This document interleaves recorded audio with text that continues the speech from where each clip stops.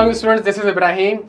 आज की क्लास में हमने कंफर्मेशन की टाइप्स पढ़नी है। सही है, देखिए हमारे पास कंफर्मेशन जो है ना वो दो किस्म की होती है। एक होती है पॉजिटिव कंफर्मेशन और एक होती है नेगेटिव कंफर्मेशन। सही है, पॉजिटिव कंफर्मेशन का मतलब क्या है? पॉजिटिव कंफर्मेशन का मतलब है कि जब आप सामने वाले को कंफर्मेशन भेजते हैं तो आप उसको कहते हैं यार चाहे तुम इस बैलेंस से एग्री करो या डिसएग्री करो, तुमने रिप्लाई करना मस्ट है। ये तुम रिप्लाई कर दो, चाहे तुम एग्री भी करो या डिसएग्री करो, तुम प्लीज मुझे रिप्लाई करके बता दो कि तुम क्या इस बैलेंस से एग्री करते हो, तब भी रिप्लाई करते हो, डिसएग्री करते हो तब भी रिप्लाई करते हो। ये कहलाती है पॉजिटिव कंफर्मेशन। ठीक है। नेगेटिव कंफर्मेशन क्या होती है? नेगेटिव कंफर्मेशन ये होती है कि जब आप कंफर्मेशन में सामने वाले को ये लिख के देते हो कि जानी अगर एग्री करते हो तो रिप्लाई करने की जरूरत नहीं है, अगर एग्री करते हो तो रिप्लाई करने की जरूरत नहीं है, लेकिन अगर डिसएग्री करते हो तो प्लीज रिप्लाई कर देना ताकि मुझे पता चल जाए कि कितनी अमाउंट से डिसएग्री करते हो। यह कहलाता है आपके पास नेगेटिव कंफर्मेशन। प्यारे बच्चों, आपके वही जहन में कुछ शैतानी ख्यालात आ रहे होंगे कि सर नेगेटिव कंफर्मेशन का मतलब ये है कि अगर मैंने सामने वाले कस्टमर को कंफर्मेशन भेजी और अगर उसको कंफर्मेशन नहीं मिली तो इसका मतलब है मेरे पास कोई रिप्लाई भी नहीं आना। बिल्कुल नहीं आना। और अगर मेरे पास रिप्लाई नहीं आएगा तो मैं ये समझूंगा कि सामने वाला एग्री कर रहा है। आप बिल्कुल ऐसे ही समझेंगे। तो सर इसका मतलब है मेरे पास तो कोई ऑडिट एविडेंस है ही नहीं, तो इसका मतलब है अगर कोई गलती होगी तो मैं तो नहीं पकड़ पाऊंगा। बिल्कुल नहीं पकड़ पाएंगे बच्चों, बिल्कुल सही कह रहे हैं आप। या आपने कंफर्मेशन भेज दी, उसको रिसीव हो गई, उसने रिप्लाई किया और आपके पास नहीं पहुंची, तो आप ये समझेंगे कि जी सामने वाला एग्री करता है। बिल्कुल ऐसे समझेंगे आप प्यारे बच्चों। या उसने देखा कंफर्मेशन में कि अबे जानी ये तो मुझसे कह रहा है कि 100 रुपए देने हैं, मुझे तो 150 रुपए देने हैं, तो इसका मतलब तो ये हो गया प्यारे बच्चों, इसका मतलब तो ये हो गया कि जब 150 रुपए देने हैं तो वो तो रिप्लाई नहीं करेगा। जब रिप्लाई नहीं करेगा तो आप कहोगे इसका मतलब है वो मेरे 100 रुपए से एग्री कर रहा है। प्यारे बच्चों, ये सारे ख्यालात आपके जहन में आ रहे होंगे। वैसे नेगेटिव कंफर्मेशन कोई भारी एविडेंस तो नहीं लग रहा। प्यारे बच्चों, बिल्कुल सही बात है, बिल्कुल सही बात है, बिल्कुल सही बात है। आयजा ने आपसे यही कहा है कि जब आप नेगेटिव कंफर्मेशन भेजें तो कुछ कंडीशंस है उसका पूरा होना जरूरी है। अगर कोई एक कंडीशन भी पूरी नहीं होगी तो आप नेगेटिव कंफर्मेशन नहीं भेज सकते, तो आप नेगेटिव कंफर्मेशन नहीं भेज सकते प्यारे बच्चों। पहली condition, when the inherent risk has been assessed as low and the controls are operating effectively। जब inherent risk low होगा और controls अच्छे हैं तो आप चाहे तो नेगेटिव कंफर्मेशन भेज सकते हैं। क्यों सर? नेगेटिव कंफर्मेशन भेजूंगा तो डिटेक्शन रिस्क ज्यादा होगा। ज्यादा ये ना डिटेक्शन रिस्क, कोई गलती इसको डिटेक्ट नहीं कर सकते, तो होने देना ज्यादा। इनहेरेंट रिस्क भी तो कम है और कंट्रोल रिस्क भी तो कम है। याद आ रही है ऑडिट रिस्क इक्वेशन जो हमने कॉन्सेप्चुअल फ्रेमवर्क में पढ़ी थी? तो पहली कंडीशन है when the inherent risk has been assessed as low and the controls are operating effectively. लेकिन खुश ना हो, दूसरी कंडीशन से भी कंप्लाई करना है। और दूसरी कंडीशन क्या है? When the population comprises of large number of small balances.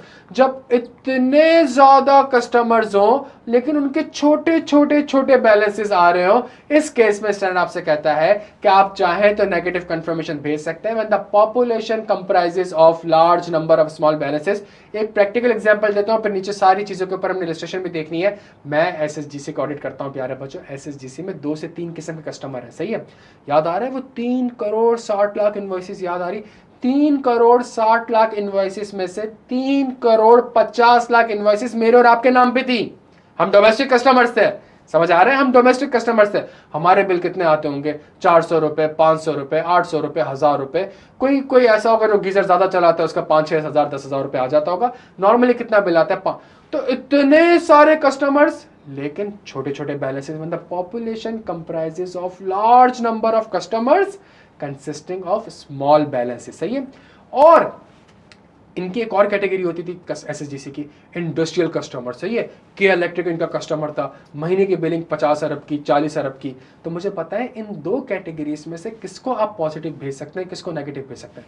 Sir obviously उस कैटेगरी को भेजूंगा जो कि इतने ज्यादा कस्टमर्स हैं लेकिन उनके छोटे छोटे बैलेंसेस आ रहे हैं, तो उनको आप चाहें तो ये नेगेटिव कंफर्मेशन भेज सकते हैं। नीचे इलस्ट्रेशन से भी करके दिखाऊंगा। ठीक है, ये आपके पास आ गई दूसरी कंडीशन।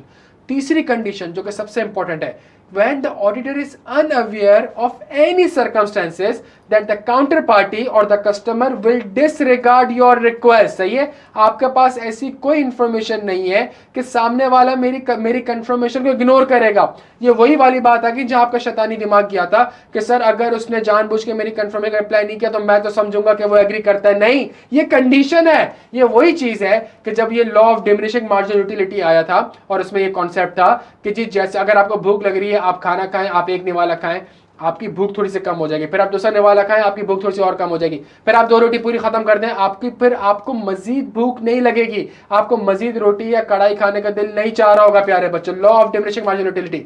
लेकिन एक बंदे ने आया, मैं और आप जैसे चर्सी आ गए, हमने कहा भाई जानी अगर हम एक कश लगाते हैं तो फिर हमें दूसरा कश लगाने का दिल करता है, फिर हमें तीसरा कश लगाने का दिल करता है, फिर हमें चौथा कश लगाने का दिल करता है, तो ये तो लॉ ऑफ डिमिनिशिंग मार्जिनल। उसने कहा बस यही तो एजम्पशन है, यही तो एजम्पशन है कि ये चर्सियों के ऊपर ये कानून अप्लाई नहीं होगा। एग्जैक्टली इसी तरीके से जो आपके जहन में शैतानी दिमाग आ रहे थे उसी को इसने एजम्पशन बना ली है कि भाई अगर आपके पास कोई इंफॉर्मेशन है कि सामने वाला कस्टमर आपकी कंफर्मेशन इग्नोर करेगा, आप उसको फिर नेगेटिव कंफर्मेशन नहीं भेज सकते। ये तीसरी कंडीशन, नीचे इलस्ट्रेशन दिखाऊंगा। चौथी कंडीशन प्यारे बच्चों, अगर अ very low exception rate is expected. याद आ रहा है पिछली क्लास में एक्सेप्शन रेट पढ़ा था, अ वेरी लो नहीं, अ very low exception rate is expected. इसका मतलब यह है कि पिछले किसी जमाने में जब आपने कंफर्मेशन भेजी थी और जब कंफर्मेशन आपने भेजी थी तो जब कंफर्मेशन का रिप्लाई आ रहा था तो वो मैच कर रही थी या मेजॉरिटी मैच कर रही थी और एक्सेप्शन रेट बहुत कम था। डिफरेंस आ भी रहते वो बहुत कम आ रहे थे। 100 भेजी, 100 की 100 का रिप्लाई आ गया, 99 मैच कर रही है, सिर्फ एक मैच नहीं कर रही। Exception, a very low exception rate is expected प्यारे बच्चों। तो हमारे पास जो पहली हमारे पास जो कंडीशन है और एंड लिखा हुआ है, तीसरी कंडीशन के बाद एंड लिखा हुआ है, मतलब चारों की चारों कंडीशन का होना लाजमी है। कोई एक भी पूरी नहीं होगी तो मेरे प्यारे बच्चों आप नेगेटिव कंफर्मेशन नहीं भेज सकते। सही है। पहली कंडीशन क्या थी? Inherent risk has been assessed as low and the controls are operating effectively. इसके लिए आप फौरन से नोट कर लें, audit risk is equal to inherent risk multiply by control risk multiply by detection risk. अगर नेगेटिव कंफर्मेशन भेजने जा रहा हूं, डिटेक्शन रिस्क ज्यादा हो रहा है, लेकिन इनहेरेंट रिस्क कम है, कंट्रोल रिस्क कम है, डिटेक्शन ज्यादा बढ़ भी रहा है, मसला नहीं है, मेरा ऑडिट रिस्क 10% पे ही बैठा रहेगा। सही है, पहली चीज। दूसरी हमारे पास, दूसरी सबसे इंपॉर्टेंट चीज, अगर मैं आपके सामने एक एग्जांपल रखूं, जो हमारे पास सेकंड चीज थी, population comprises of large number of small balances. For example मेरे पास 3 किस्म के कस्टमर्स हैं, इंडस्ट्रियल, कमर्शियल और डोमेस्टिक।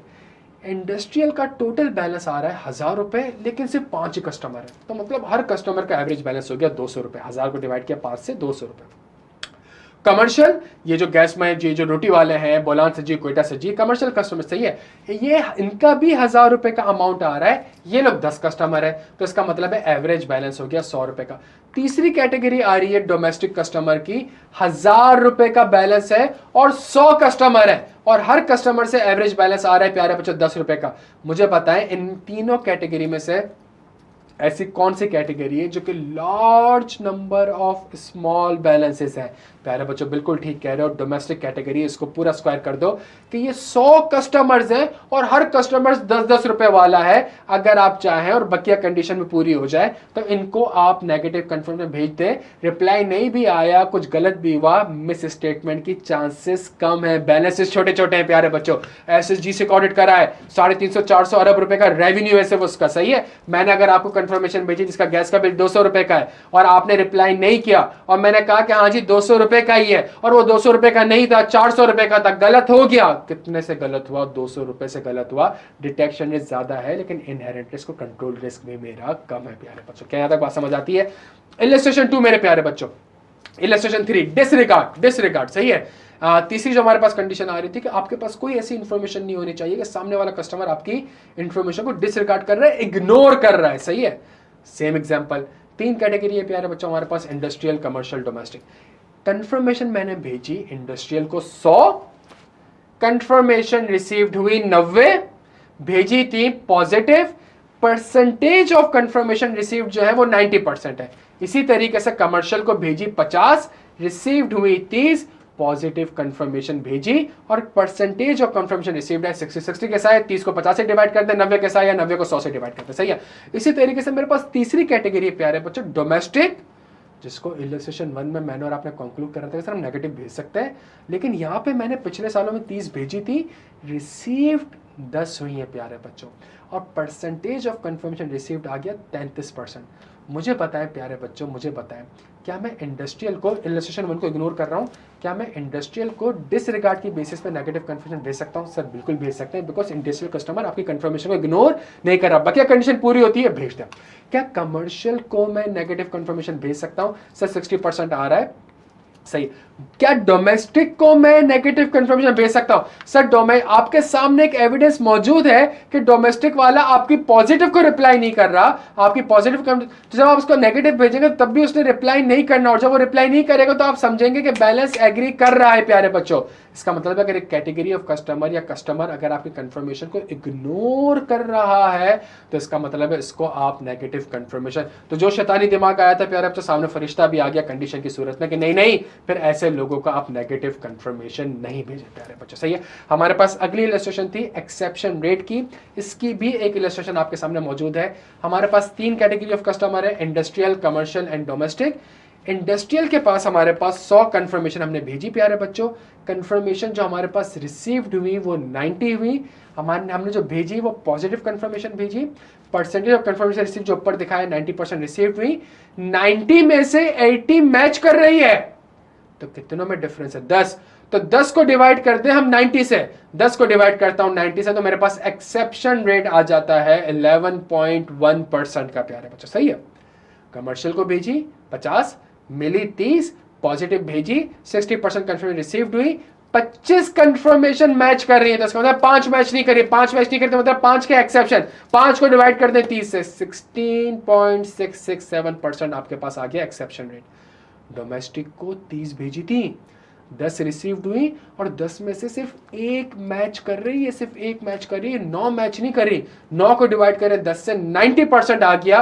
प्यारे बच्चों मुझे बताएं, अगर पिछले साल में मैंने डोमेस्टिक को पॉजिटिव कंफर्मेशन भेजी थी और 90% एक्सेप्शन रेट है, 90% बैलेंसेस मैच नहीं कर रहे थे प्यारे बच्चों, क्या इस साल आप उसको नेगेटिव कंफर्मेशन भेज सकते हैं? The answer is no. क्यों no? Because it is not a very low exception rate, it is a very high exception rate. अच्छा, क्या इंडस्ट्रियल, बाकी कंडीशन को इग्नोर करें, क्या इंडस्ट्रियल और कमर्शियल को आप नेगेटिव कंफर्मेशन इस साल भेज सकते हैं? यस सर, लाजमी भेज सकते हैं। क्यों?